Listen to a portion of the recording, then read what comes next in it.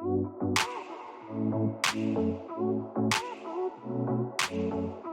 welcome to CMN Lead. My name is Mike Santiago, the founding pastor of Focus Church in Raleigh, North Carolina, and I wanted to take a couple of minutes and teach on the topic of connection, assimilation, guest follow-up, whatever you might call it. How does someone go from visiting once to becoming integrated into the life of your church? And what are the steps in between that very first visit and them being integrated into the life of your church? What are all the things that have to happen, or what are the things that should happen? And every church is different. Every church has different processes and standards. I'm just going to share with you from our experience what has worked well for us here at Focus Church in Raleigh, North Carolina. And it all starts with what we call the U card. This card is mentioned about 4 times in every single one of our services. We talk about the U card as if it's currency for our culture.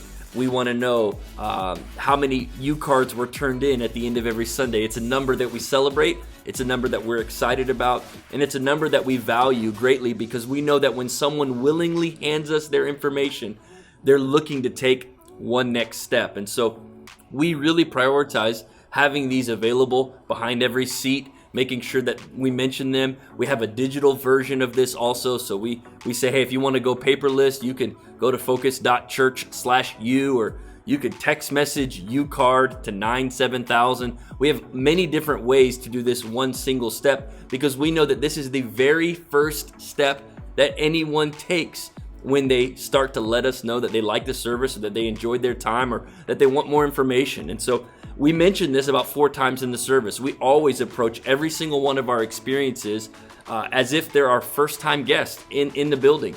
It might be one of the lightest attended weekends of the year, but we're still going to talk as though there's someone who has never filled out a U card. So when our hosts come up to do the announcements or when I come up to introduce the sermon, I always make sure to mention that if they will just do us one favor while they're here, that is to fill out the U card that is in the back of the seat that's in front of them.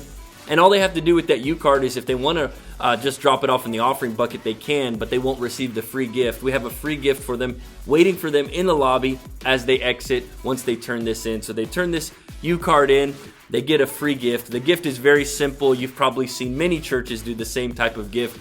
It's a mug, a coffee mug with some candy, maybe a CD from our worship team. Something very basic, just as an incentive to get them to turn in the U card. And once they've turned in the U card, this is where it really needs to begin to take the process to the next level. These U cards don't just sit in some filing cabinet. We don't just celebrate the fact that they were turned in, but then it's our job to turn this card into a fully integrated member of our church family. And the way that we do that is very instantaneous. So the moment that card is turned in, the people that are working that New Here banner that is in the lobby that gave them the gift, they're going to take that information and they're going to immediately put it into a digital format. The reason they do that immediately is because we have a follow-up process that takes place almost instantaneously. They're going to receive a very short, very organic email from me that looks like I typed it on my phone. Very basic, no clean graphics, no video. It's 2 lines, 3 lines, and it looks like it came straight from my cell phone, like I typed it with my thumbs. And it basically says, it was great having you at church today. If there's any way that we can serve you, please let us know. Here's my Instagram, here's my Facebook. You can always text me at this number, and that number is a Google Voice number that some of our team has access to that they can respond with. And you'd be surprised how many people are so grateful to feel personally connected to the pastor after their first day.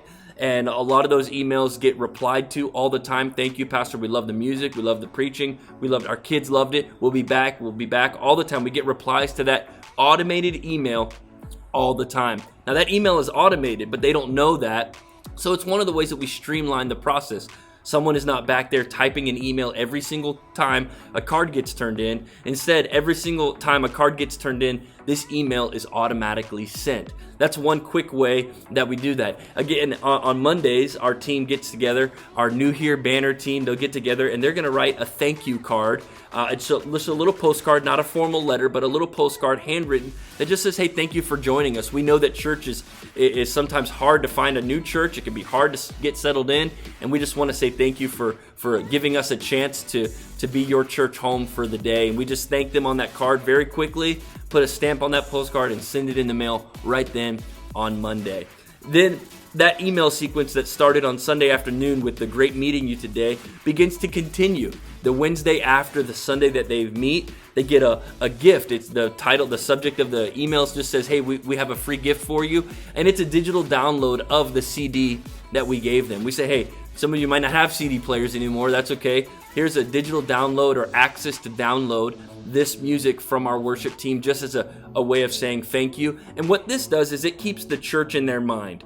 On Wednesday, life starts happening, schedules start getting really busy, and they might have forgotten the church that they went to visit on Sunday. So we get them connected. And then the following Saturday, the Saturday following the Sunday that they met, that they came to church, we send them an email with a subject line, hey, will I see you tomorrow? And it's still coming from me, my office, and it just lets them know, hey, we'd love to see you tomorrow. I'm preparing the sermon right now, thinking about all that God has done, and we'd love to see you tomorrow at Focus Church. And you'd be surprised how many people reply back, man, we loved it so much. We're busy on vacation, but we're going to be back next week. Or, yes, we can't wait to be back. Many people consider this personal connection via email very valuable, as do we. And what this does is this really gets them in a conversation and in a dialogue with the leadership of the church. All of this is automated, but it also has an organic feel to it so that people feel like they're in conversation with me and our team as they begin the journey of joining the church. Then after turning in the U-card, getting into that email sequence on MailChimp, then they're always invited to what we call Party with the Pastor. Party with the Pastor happens every month on the third Sunday of every month. Party with the Pastor. It's the first step for anyone looking to hear the vision of our church, hear the story of our church, and to get involved. We want everyone in our church to go through the same process so that the volunteers and the life group leaders, everyone comes out on the other end of our process with the same heart, with the same vision, with the same mindset, understanding our culture. So everyone goes through Party with the Pastor. And Party with the Pastor is very basic. It happens after both services. We have two gatherings. After each of those experiences, we host Party with the Pastor for about 20 minutes following the service, immediately following the Sunday service. We don't give them even a chance to go to their car. They don't even have to check their kids out of the kids ministry. We provide kids ministry. We provide refreshment immediately following the 9:30 and 11 o'clock service for us. And they basically go to the Next Steps room, which is called, and we have balloons set up, a nice table with a nice spread of refreshments. Music is playing, and it's just a real party atmosphere. Our team is there. They're just connecting with everyone. They're doing their very best to shake hands, to get to know people. Everyone gets a name tag. Even our staff get a name tag. All of our elders and leaders get name tags. And they're just meeting people, hearing their story. How did you find out about the church? How long have you been coming?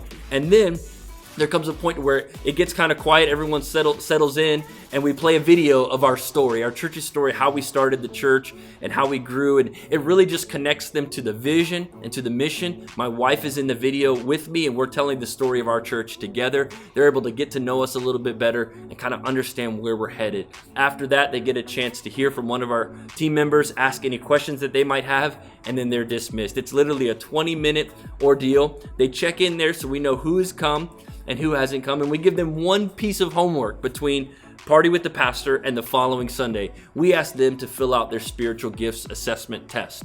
Now, it sounds a lot like homework because it is, but what that does is that opens up our eyes to how they might be wired and how they might be gifted before they come back to step 2, which we call the after party. So if the third Sunday of every month is Party with the Pastor, then the fourth Sunday of every month is the after party. And this is where you get connected into a group and get connected onto a team. It's a dual fold meeting, same room, same type of environment. We still watch your kids after both services. And basically our team is there, name tags on again, everyone connecting, saying, hey, how did you enjoy Party with the Pastor? Hey, what was your top gift that came up on the quiz? All of these things. And what we're doing is we're basically giving them a chance to tell us where they would like to start serving or which group they would like to start attending. On the wall, in that room, to the left of the stage is a group wall where it has all the pictures of our group leaders and the locations where they meet so that they can get that information. And on the right, there is a wall full of blank volunteer lanyards. They have no names on them, and they're hanging on the wall. There's about 20 or so on the wall. And at that point in the after party, we say, hey, listen, we want you to do two things after today. Find a group to be a part of and to join a team to serve on. And a lot of people are very hesitant to do both of these things, especially if they've only been coming to the church for a few weeks. But we really do our best to kind of walk them through what the joy is of serving and what the connection and the community that comes from joining a life group. What we've started doing now is we've started making a life group that is specific towards new people. That way, they don't feel so intimidated going to a group that has already been established for a long time. So now we offer a 3-week, what we call New to Focus life group, meets here on campus so they don't have to go to a stranger's home, and they're able to enjoy light refreshments, hear the vision, hear the mission, ask any questions. We can get to know them right here for 3 weeks following the after party. So let me put things in perspective and wrap all this up really quickly. You turn in your U card on your first Sunday. You get entered into an email sequence that it feels like a dialogue with the leadership or the pastor of the church. All of that's automated. You get a free gift, and then inside of that, you get invited to party with the pastor. Once you attend party with the pastor, you would get then invited to the after party, and you get a link to take your spiritual gifts assessment test. After the after party, you get invited to join a team or to be in a group.